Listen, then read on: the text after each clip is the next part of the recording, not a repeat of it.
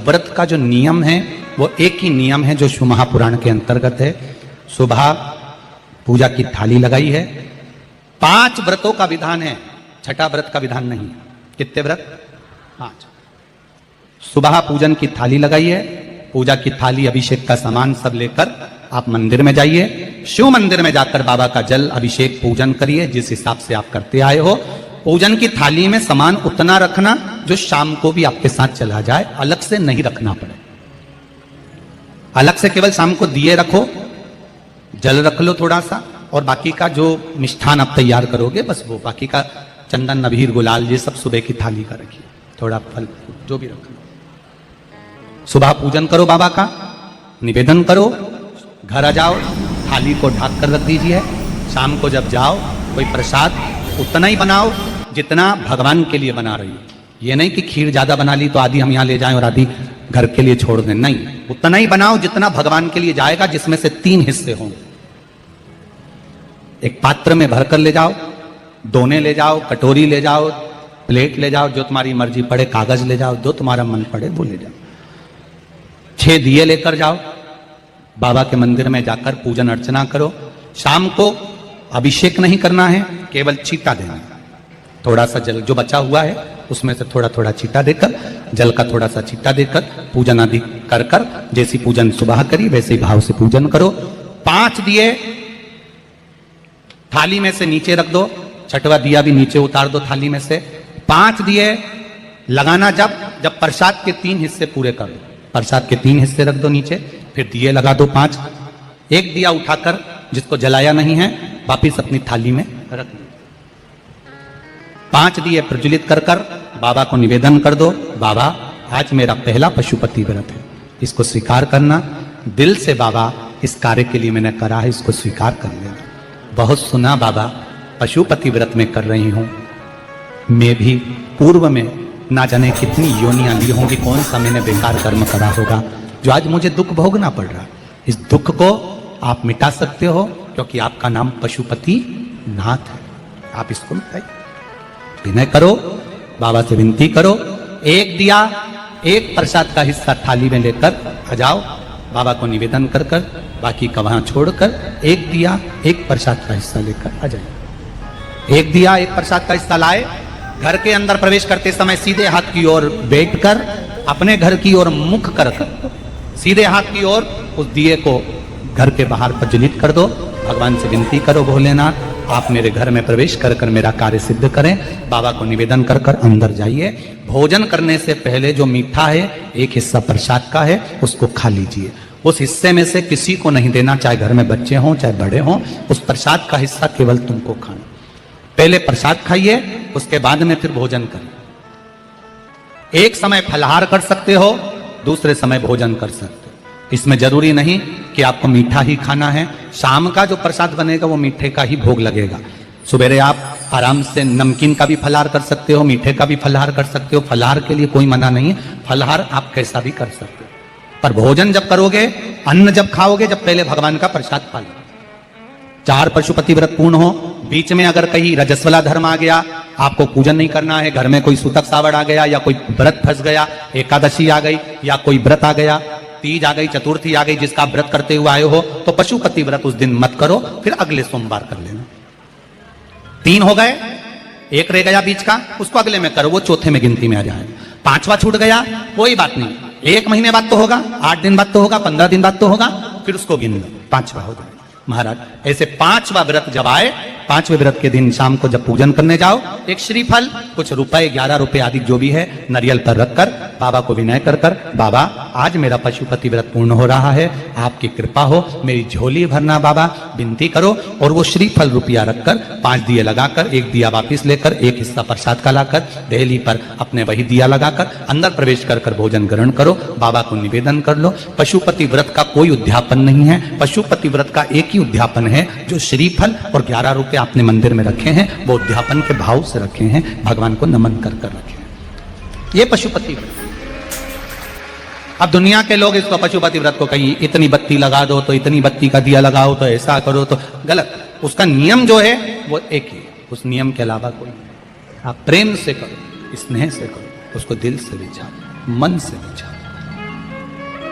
शंभो शरणे पड़ी, मांगू घड़ी रे घड़ी, दुख काटो दया करी निदर्शन।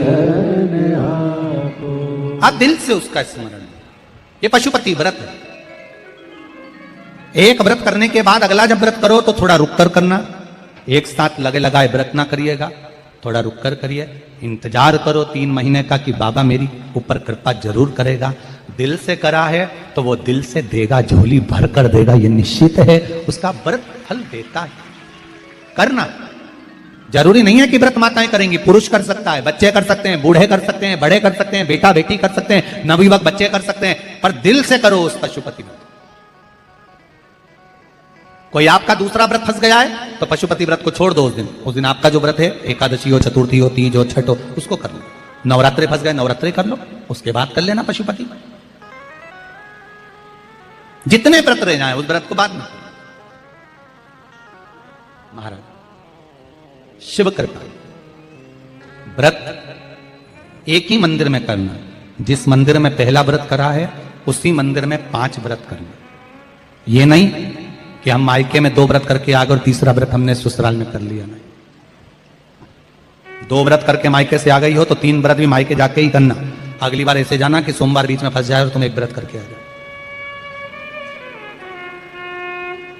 मायके में अगर व्रत कर रही हो तो अपनी पूजन का सामान अपने ही रुपए का होना चाहिए, मायके के पैसे का नहीं चाहिए। कुंवारी होती और तुम मायके के सामान से पूजन करती, अगर कुंवारी होती तो तुम्हारा वो पूजन लगता, पर विवाह होने के बाद, गोत्र बदलने के बाद आप अपना पूजन का धन अपना खर्च करिए। हम तो यहां तक कहते हैं मंदिर में भी अगर लोटा भरा हुआ रखा है, मंदिर में बाल्टी भरी रखी है, आप पहले अपना कुछ रुपया दान पेटी में डालकर फिर आप उस लोटे का प्रयोग करें। पीपल के पेड़ के नीचे पूजन करने गए, आंवले के पेड़ के नीचे पूजन करने गए, बड़ के पेड़ के नीचे पूजन करने गए, किसी की लगी लगाई थाली मिल गई, सामान मिल गया, उसके सामान में से आप मत चढ़ाइए। आपके पास जो सामग्री है आप उससे पूजन करिए। अपने पड़ोसी से 1 रुपया भी मांगकर भगवान को मत दीजिए। जिस भगवान को देते हो उस भगवान को बुरा लगता है कि मेरे सामने खड़ी होकर हाथ पड़ोसी के आगे फैला रही है, तुम मुझसे मांग, मैं तुझे झोली भर कर दूं। पत्र प्राप्त हुआ। बहुत सुंदर प्रश्न है आपका। गुरुजी, पशुपति व्रत में जो 6 दिए लगाए जाते हैं उसमें बत्ती गोल लगाना चाहिए कि लंबी लगाना चाहिए? प्रश्न बहुत अच्छा है, एक बार जोरदार ताली बजाओ भगवती साहू के लिए। बहुत अच्छा प्रश्न है। हमने पहले भी कथा में कहा कि शंकर भगवान के मंदिर में पार्वती भी है, शिव भी है, दोनों विराजमान है। आप दोनों तरह की बत्ती शंकर के मंदिर में लगा सकते हैं। जहां देवी के मंदिर में अकेली देवी होती है तो वहां पर फिर लंबी बत्ती का क्रम आ जाता है। पितरों की पूजन हो रही होती है, लंबी बत्ती का क्रम आ जाता है। पर जहां पर देवादिदेव महादेव भी हैं, पार्वती भी है, वहां आप गोल भी बत्ती समर्पित कर सकते हो और लंबी भी बत्ती लगा सकते हो, उसमें कहीं दोष नहीं आएगा। फिर आपने वर्णन करा 5वां व्रत पूर्ण होने पर 108 पुष्प या चावल बेलपत्र चढ़ाते हैं। सबको एक साथ चढ़ा देना चाहिए कि एक एक करके चढ़ाना चाहिए? वैसे शास्त्र रीति के अनुसार पशुपति व्रत में जो 5वां सोमवार पूर्ण होगा और आप 108 अगर कोई वस्तु चढ़ा रहे हो तो एक एक कर श्री शिवाय नमस्तुभ्यम, श्री शिवाय नमस्तुभ्यम, एक एक कर चढ़ाना चाहिए। एक साथ हाथ में लिया और एक साथ नहीं चढ़ाना, एक एक कर समर्पित। बहुत अच्छा प्रश्न है। एक प्रश्न जो आपने किया था उसका उत्तर इस कथा में चल रहा है, नंदी वाला। जो प्रश्न आपने तीसरा करा है उसका उत्तर इस कथा में चल रहा है कि आप कहते हो कि मंदिर से जाते समय नंदी के कानों में कहकर चले जाओ। बैठिए बैठिए बैठिए बैठिए। बहुत सुंदर प्रश्न है आपके, बहुत भाव से और आनंद से आपने करा, और जनमानस के कल्याण के प्रश्न है ये, केवल आपके लिए नहीं है, ये सबके लिए इतने जोरदार प्रश्न है। जो गलती भी करते होंगे तो उसको सुधार सकते। आपने कहा कि नंदी के कानों में कहना चाहिए। लोग हंसते हैं, कहते हैं बताओ वो नंदी के कानों में भगवान को कहना चाहिए। वैसे तो हम आपको एक बात बताते हैं कि दुनिया के लोग किसी दूसरे धर्म की कभी हंसी नहीं उड़ाते। दुनिया के लोगों को दूसरे का धर्म अच्छा लगता है। दुनिया के लोग सबसे ज्यादा हंसी उड़ाते हैं तो हमारे सनातन धर्म की ही उड़ाते हैं, और उसे खुद उड़ाते हैं, दूसरा उड़ाने वाला नहीं होता। दूर के ढोल हमें समझ में आते हैं, उसका धर्म हमें समझ में आ गया, उनका क्या है, ऐसा है, आओ कुछ नहीं, उनके धर्म में ऐसा है, कितना आनंद हमें दूसरे के धर्म में लग रहा है, और हमारा सनातन धर्म हमको बुरा लगता है, हमारे सनातन धर्म हमें बुरा लगने लगा। अरे भाई, लोग कहते हैं कि नंदी के कान में कहते हो, ये कोई हमारे पुराणों में या शास्त्रों में लिखा है? भगवती बहन साहू, आपको धन्यवाद देना चाहूंगा और एक बात कहना चाहूंगा, जितनी भी शिव महापुराण के अंतर्गत चाहे उपाय जो बताए जाते हैं कि बेलपत्री ऐसे चढ़ाना, काली मिर्च ऐसे चढ़ाना, चावल ऐसे चढ़ाना, धतूरा का क्या महत्व है, शमी के पत्ते का क्या महत्व है, बेलपत्री के पत्ते का क्या महत्व है, ये जितनी भी बातें बताई जाती हैं ये सब पुराण के अंतर्गत से बताई जाती है। अब दुनिया के लोग इसको चाहे टोटका कह दें, चाहे दुनिया के लोग इसे टोना कह दें, पर पुराण से हटकर कुछ नहीं। और आप लोगों को अगर बोला है कि नंदी के कान में कहकर भगवान शंकर के मन में बात पहुंचे, तो ये क्यों कहा, तो ये भी हमारी शिव महापुराण में लिखा है, जलंधर के चरित्र में। कोई आपसे कहे कि नंदी के कान में बोलने से क्या होता है, ये जलंधर का चरित्र कह रहा है। मां पार्वती जी का हस्त कमल पकड़कर जलंधर लेकर जाने लगा, वृंदा का पति लेकर जा रहा। वृंदा तो भगवान की भक्ति में लीन रहती थी, उसको तो जलंधर को सबसे ज्यादा तकलीफ थी नारायण से, पर शिव के पास आ गया, क्योंकि ईर्षा प्रवृत्ति, अभी कथा में कहा, कोई कोई ऐसा होता है जिसको तुमसे बेर नहीं होता तो भी अंदर से ईर्षा जाग जाती है, कोई कोई ऐसा होगा जिसको अंदर से ईर्षा जागती है, अपने आप अंदर से ईर्षा जागती है, उसका कोई बेर नहीं, और ईर्षा जाग रही, भीतर से ईर्षा जाग रही। ना आप उससे मिले हो, ना कभी वो आप उसके सामने बैठे हो। कई लोग किसी ना किसी की बुराई करते हैं तो हम लोग पूछ भी लेते हैं, क्यों साहब उनसे मिलकर आए हो क्या तुम? कभी नहीं मिल किया, कभी उनका सामना हुआ नहीं हुआ, तो फिर बुराई क्यों कर रहा? एक ने कर दी थी इसलिए हमारे ध्यान में था तो हमने भी कर दी। लो, वो कुआं में डूब के मरेगा तो तू भी मरेगा का? नहीं। नंदी सामने बैठा है, गणेश जी को मालूम पड़ गया, कार्तिकेय को मालूम पड़ गया, मां पार्वती जी का हस्त कमल जलंधर ने पकड़ लिया और लेकर चला, मालूम पड़ गया, तब नहीं रहा गया। गणेश जी को क्रोध आ गया और गणेश जी महाराज आए, शिव जी को जगाने लगे, पिताजी पिताजी पिताजी कर कर जगाया, उठो पिताजी, पिताजी उठिए, पिताजी जागिए, पिता को जगा रहे हैं। भगवान शंकर नहीं उठे, तप में लीन थे। क्या करें हम, जलंधर के पास में इतना बल है, इतना बल है, और पिता की आज्ञा नहीं होगी तो हम कैसे मार देंगे इसको? मारने को तो मार दें। मां ने आज्ञा करी थी कि जलंधर उसको तारकासुर को मार दो, तो कार्तिकेय ने तारकासुर को मार दिया। शिव जी की आज्ञा नहीं तो हम इसको कैसे मारें? क्या करें? सब कुछ गणेश जी ने देख लिया, शंकर जी के ऊपर बहुत बहुत बहुत बहुत प्रार्थना कर कर देख ली, पर शंकर जी नहीं जागे। तब आखिरी में विनायक ने, गणेश ने, जितने लोग आस्था चैनल पर कथा सुन रहे हैं, जितने लोग फेसबुक यूट्यूब पर कथा सुन रहे हैं, इस बात को याद रखना कि नंदी के कान में कहने से क्या होता है वो ये इस कथा से सीख लेना। आखिरी में गणेश जी को लगा किसको कहूं, शंकर जी भी तप में है, नंदी भी तप में है, मैं किसको कहूं? शिव जी को कह के कर थक गया, पिताजी को बोल बोल कर थक गया, पिताजी जागते नहीं। अब मैं किसको कहूं ये बात, किससे कहूं?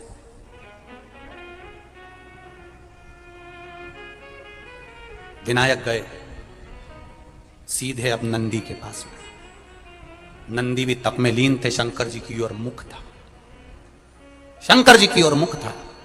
गए और जाकर तुरंत विनायक ने नंदी के कानों में जाकर कहा, नंदीश्वर, मैया का हाथ पकड़कर जलंधर लेकर जा रहा है, पिताजी तप में लीन है, कृपा करिए ना। बस केवल नंदी के कान में कहा, गणेश जी दूर हट गए। नंदी के कान में कहा, शंकर जी के नेत्र खुल गए, शिव जी के नेत्र खुले। ध्यान देना जरा, इस शिव महापुराण की, आशुतोष शिव महापुराण की कथा, जो कथा यहां कही जा रही है, ये कथा पहले के चरित्रों में सुनने को नहीं मिली होगी। जरा ध्यान देना इस संवाद पर, जितने लोग आस्था चैनल पर, जितने फेसबुक यूट्यूब पर सुन रहे हैं। सनातन धर्म की हंसी उड़ाने वाले कह देते हैं नंदी के कान में कहने से क्या होता है, नंदी के सामने जाकर बोलने से क्या होता है, नंदी के पास बैठकर बोलने से क्या होता है, नंदी के पास बैठकर शंकर जी का मात्र दीदार करने से क्या होता है, दर्शन करने से क्या होता है। वो अच्छे से समझ लेना, जो लोग सनातन धर्म पर उंगलियां उठाते हैं वो अच्छे से समझ लें इस बात को।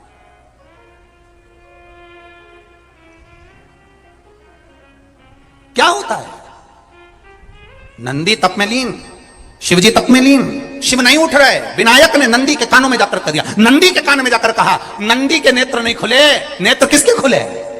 जम के बोलो, महादेव के खुले, शिव जी के खुले। ये मन का तार, नंदी शंकर की आराधना कर रहे थे, शिव अपनी भक्ति में डूबे थे।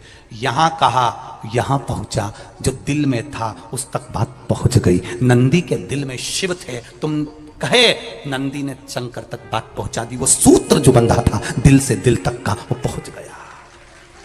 वो सूत्र जो दिल से दिल तक बंधा हुआ था, मन से बंधा हुआ था, खबर वहां तक पहुंच गई, खबर पहुंच गई।